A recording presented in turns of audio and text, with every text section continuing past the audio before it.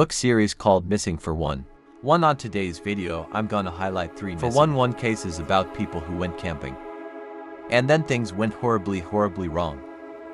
But before we get into those stories, if you're a fan of the strange, dark and mysterious delivered in story format, then you come to the right place, because that's all I do, and I upload 3, 4, even 5 times every week. So if that's of interest to you, please offer your seat to the like button, and then when they go to sit down, pull the seat out from under them. Also, please subscribe to this channel and turn on all notifications so you don't miss any of my weekly uploads. Alright, let's get into today's stories.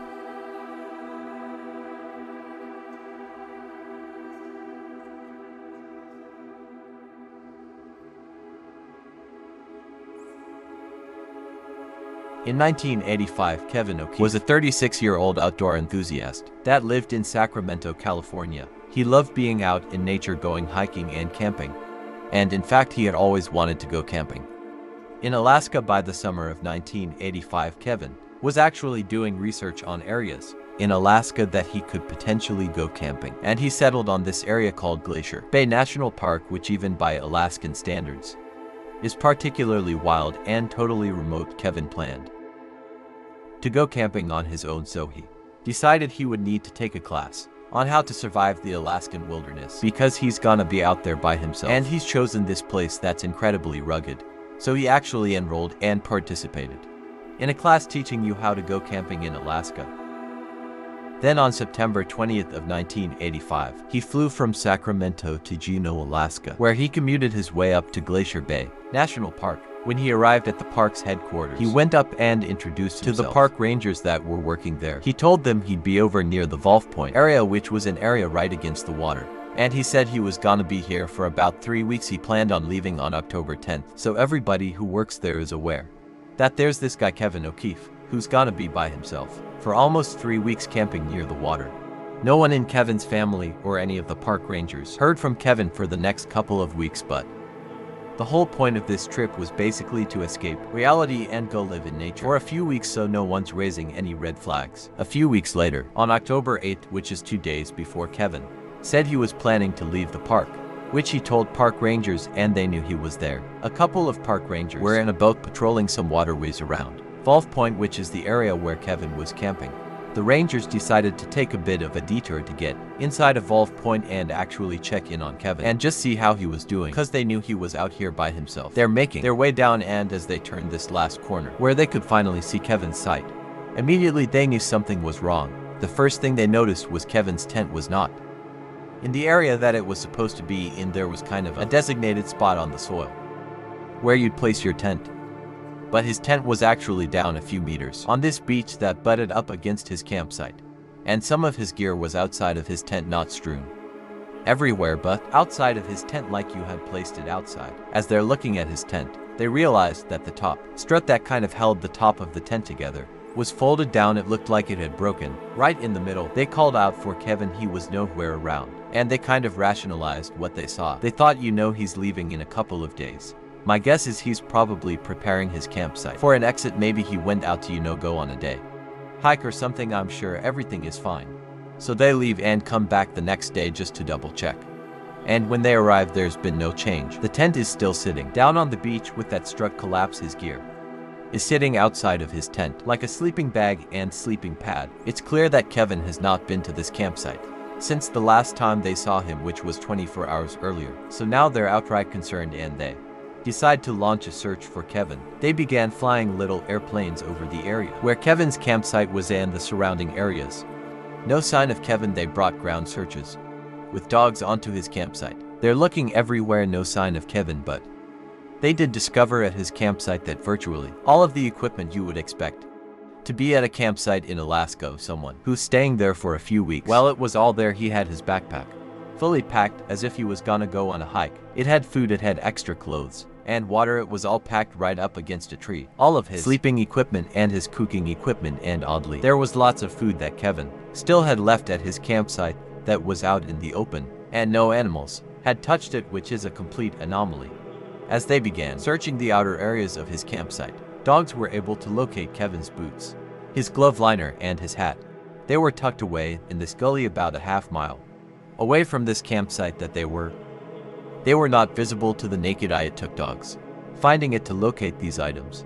After finding these items, the early speculation was it looks like Kevin was attacked by bears or some other predator, but the park rangers, who knew this area extremely well and had seen other bear attacks, said, I don't think this is a bear attack, because there's no sign of a death struggle anywhere at his camp. If you get attacked by a big predator, you're gonna fight for your life to save yourself. You're gonna grab onto things and flail around. It's fairly obvious.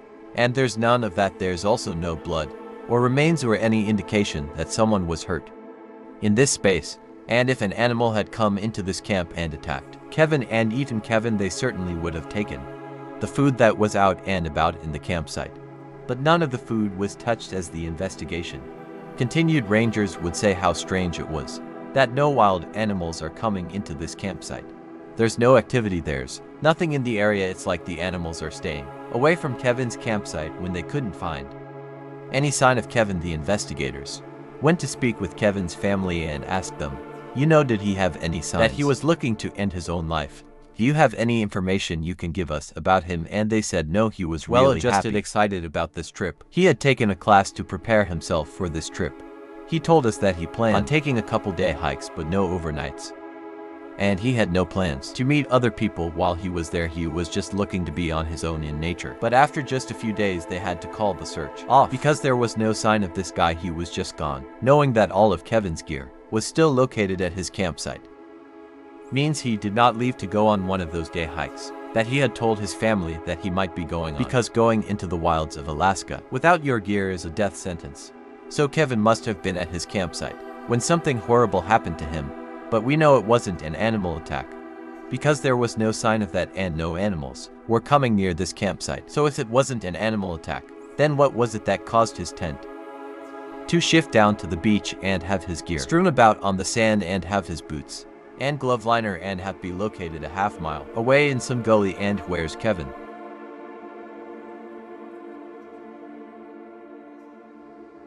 In 2000, Patrick Whelan was 33 years old, and he was described as being an enthusiast, bordering on full-blown survivalist. He had hiked thousands of miles across the Pacific Crest Trail and had spent hundreds of hours camping inside of national parks, in particular the Glacier National Park in Montana. That was his absolute favorite place to go. In fact, he spent so much time there that the park rangers recognized him and knew him by name. On November 2nd, 2000, Pat was driving in Kyle Junction in Montana when he hit a deer.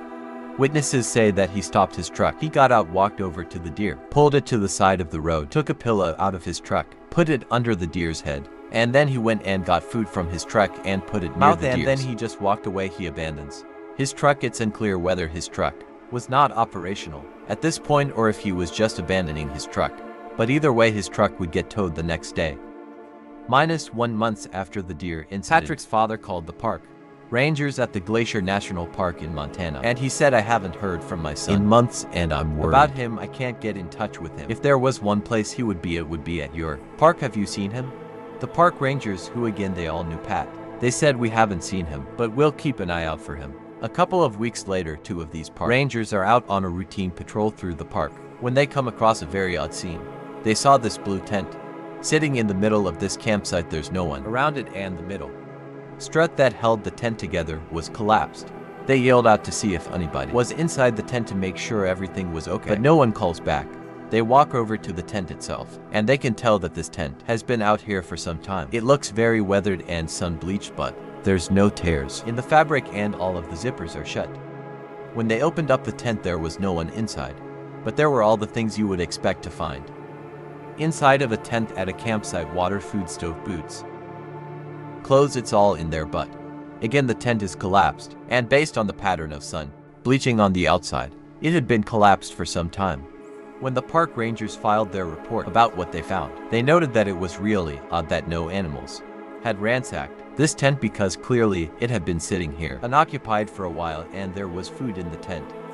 But no animals had touched it. Authorities show up and they begin searching the area for Pat. There's no sign of him. They bring out cadaver sniffing dogs. They don't pick up any scent.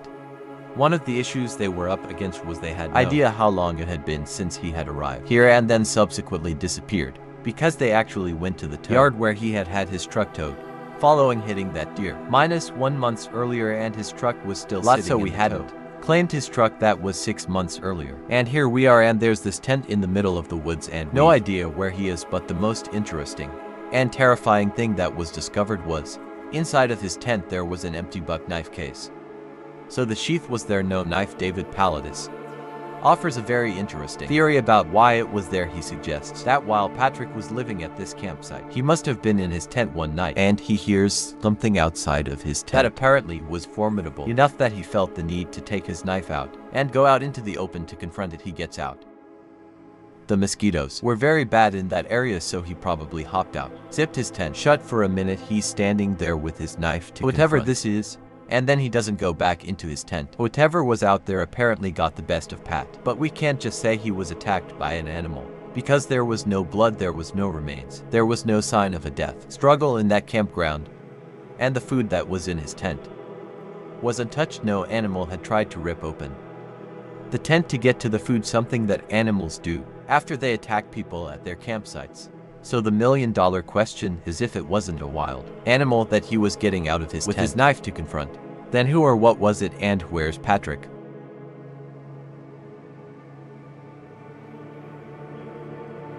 In April of 1976, 19-year-old Stephen was asked by his good friend Bruce Faber if he wanted to join Bruce and Bruce's four other friends on a hike in New York State.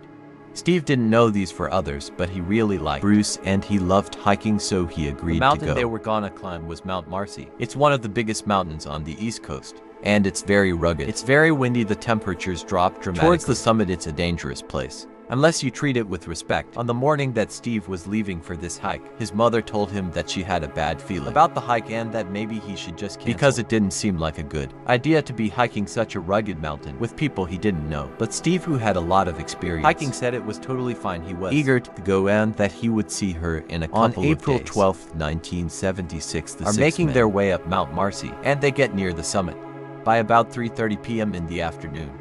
And even though they could have pressed on and made their way up to the summit, they were all really exhausted from the trip so far, and they decided they would make camp where they were and they would attack the summit the next day. And they were all eager to do that, with the exception of Steve. Steve didn't want to stop. Steve was sitting in Bruce's tent, looking at the map of Mount Marcy, and he said to Bruce, "Hey, do you want to go for a quick walk with me? I just want to walk up the path a little ways." And Bruce was like, "No man, I'm tired. Let's just go tomorrow." And so Steve just continued to stay up looking at this map. He made tea for himself, and at some point, he folded the map up and said, "Hey Bruce, I'm just gonna walk up the path a little ways, I'll be right back." Bruce told Steve this was a bad idea. "Don't go up there on your own. The temperatures are dropping, it's getting dark, it's windy. It's just a disaster waiting to happen. Plus, we're all gonna be up there first thing in the morning, so there's no reason to go up right now." But Steve was like, "You know, I just don't want to sit here, I'm gonna just go." Steve begins to walk out. The other hikers that he didn't know too well are like, "Hey man, just stay here." But again, Steve's not listening, and Steve continues up the trail. When Steve left, he must have thought he was only going to be gone for a few minutes, because he threw on a rain jacket, this yellow rain jacket over a t-shirt and pants. Because he'd been sitting in a warm tent, he just threw on a jacket and he left his backpack. He just walked out with no supplies and began walking up this trail. At the time Steve was walking down that path, the snow was very hard packed, so it was easy to walk on. And there was a full moon, so there was great visibility, so it was a good night to be doing what Steve was doing, albeit if it had just been for a few minutes. So as Steve is walking away from the camp, even though the other hikers were annoyed with him, they weren't concerned. He had loads of hiking experience in Washington State. He was very eager to do this, and again it was well lit. The snow was hard packed. They're thinking, okay, he'll be gone for a couple minutes and then we'll see just fine. After about an hour it was dark and the temperatures are now well below freezing, and Steve has not come back yet, and he was not dressed for the freezing temperatures. So the hikers walk a little ways down the path and they're yelling out for Steve, but there's no response. They decide that they have to go up the path and look for him, because the conditions are gonna kill him if he doesn't come back and get in his tent. When they go back to their tent to get some of their equipment to go make this trek to go find Steve, one of those four hikers that Steve did not know particularly well had brought his dog along for this hike, which apparently he always did. This dog was highly energetic, went everywhere with this guy. He loved hiking. Anytime the dog could go out and go around, it would do it in a heartbeat. And when this hiker went in his tent to not only get his own gear, but to get his dog and bring his dog with him to go look for Steve, the dog refused to leave the tent. In fact, it cowered in the back of the tent and acted like it was scared of something that was outside of the tent. The dog's owner would tell investigators later that he's never seen his dog act that way. He was acting scared of something to the point where He would stay in the tent and all the hikers would go looking for Steve. The dog would rather be alone in a tent, totally isolated, than leave that tent. That's how scared he was of whatever it was that was out there. So go out looking, and they can't find Steve, and after a little bit, they end up going back because it's just so dangerous to look for him in the middle of the night. So the group heads back to their tents, and they're just praying that he found shelter somewhere on the next morning. As soon as the sun came up, the hikers immediately start looking for Steve, yelling for Steve. There's no sign of him, and at some point half the group leaves and walks the 4 hours down the trail to a vehicle where they could go drive and get authorities, while the other 3 continued to look and stay near the camp, just in case Steve were to return. Once authorities were notified, they launched one of the largest search and rescue efforts in the history of New York. They spent 2 weeks combing this entire mountain.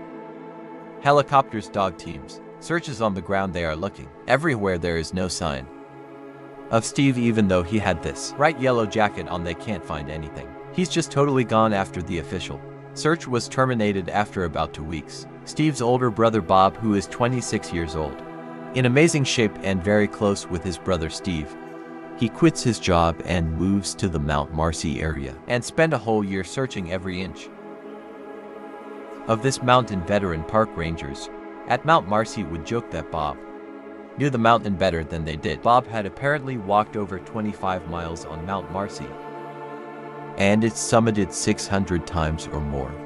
And every time he would take a different route and search all along the mountain. He has looked everywhere and he can't find his brother. Although Bob would never find his brother, he did locate the remains of a hiker who had gone missing 3 years earlier, so he was able to provide closure for that family. So why did Steve feel the need to walk up this trail in the first place? And then, what was the dog so scared of after Steve vanished? Because the dog never acted that way, but suddenly something was so terrifying on the outside of their tents that it abandoned its owner and huddled in the tent in fear. And then how could Bob have missed his brother Steve, who was wearing a bright yellow jacket after combing every inch of this mountain?